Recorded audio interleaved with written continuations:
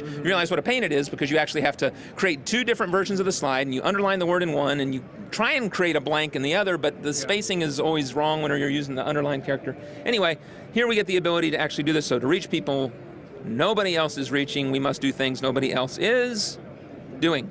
The way that we do this is very, very complicated. In the text editor, all we do is we select a word and we underline it. And we've set the text reveal to actually be fill in the blank. So we have bullet list and fill in the blank as our text reveal for this particular text box. And so just again, coming back here, now it's 3 blanks to reach people. So it's very, very easy to add these things.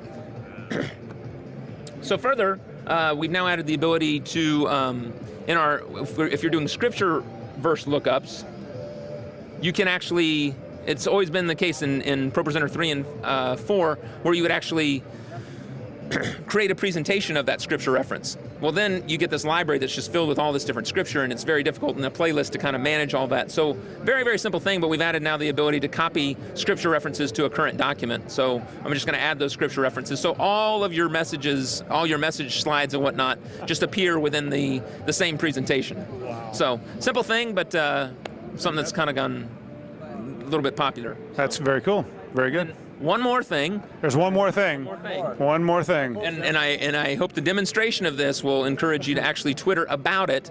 We've got a Twitter function within ProPresenter. What this actually does is allows you to interact in real time with your church audience to see what they're actually saying about a service, and so they can actually see what their you can see what people's questions are or what particularly impacted them about a particular sermon.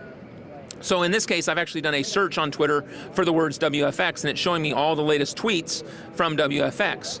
And then I can moderate these. So here's my approved list, and I'll just clear this out by clicking the close box. And to add new tweets to it, I just click the green checkbox, and it adds that to my approved list. So when I press play,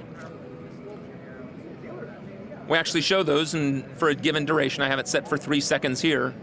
And using, again, those same kind of visual effects, I can actually change those, and I can specify a different template and build these different templates so I can have the Twitter picture and the timestamp and whatnot. So just kind of a fun new feature. It's great for conferences and whatnot, just to kind of see what people are thinking about the content that's actually being spoken about. But that's what we're demonstrating here at WFX. I've got, there's certainly a whole lot more that's announced on our website as far as new features that you can check out.